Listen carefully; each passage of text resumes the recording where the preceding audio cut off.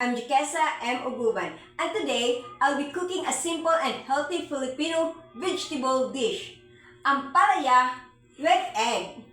It's delicious, budget-friendly, and perfect for any meal of the day. The utensils that we use. We have bowl, spatula, whiskers, chopping board, plate, um, frying pan, stove.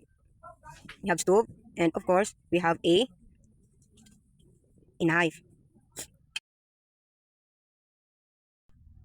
I crack the egg and put it in a bowl, and I beat it using whiskers. After that, I set aside the egg. I slice the tomatoes and put it on a plate and set aside.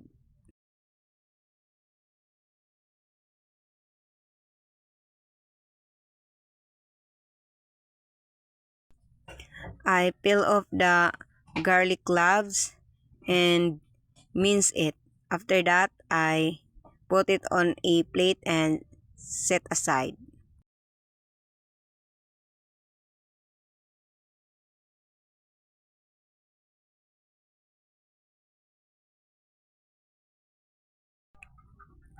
I slice the tomato and put it on a plate.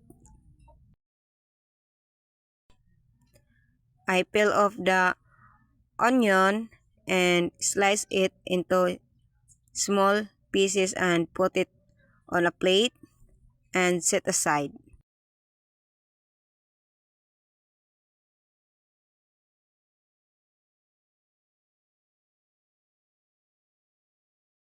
I wash the ampalaya and slice it into two pieces, and after that I get the seeds out, and then I slice it into thin pieces and put it on a plate and set aside.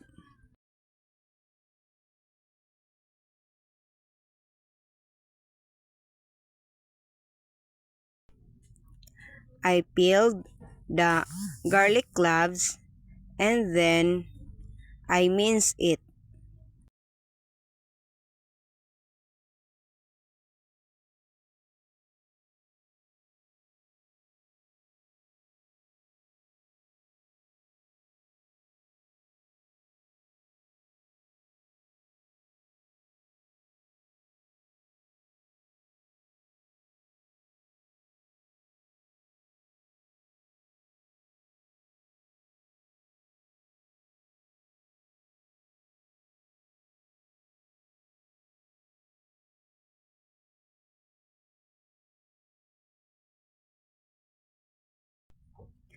I peeled the onion, and after that I slice it into small pieces. These are the ingredients of ampalaya with egg. First is the beaten. This is two large beaten egg. The sliced ampalaya, tomatoes, chopped, then the onion, chopped, and the garlic, minced, and cooking oil. Then salt and pepper. Let's go.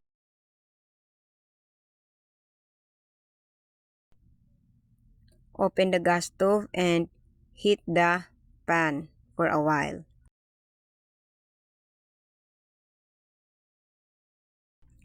Put the cooking oil on the pan. First, saute the garlic, then the onion.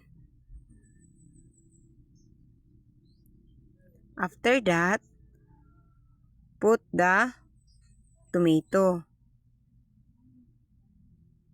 and stir it very well.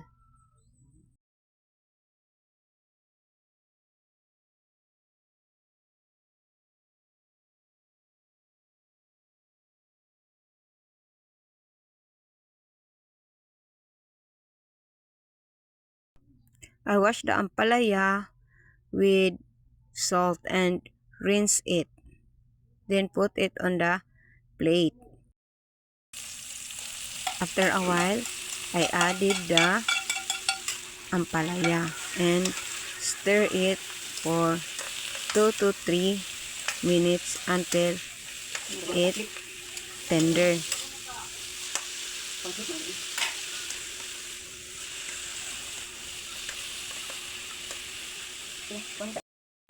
After 3 minutes of stirring, I put the beaten egg and mix it thoroughly.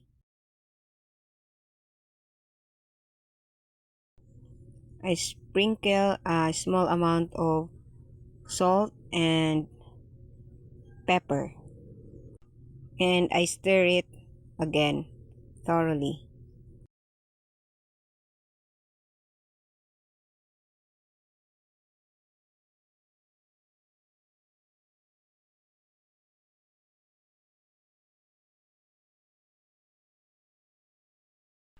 After that, it already cooked and I put it on a plate.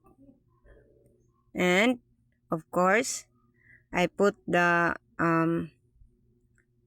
tomato and onion, sliced onion, and it's all good. And I will eat it later. Thank you for watching. I hope you enjoy my video. Here it is, my freshly cooked ampalaya with egg. Simple, healthy, and full of flavor.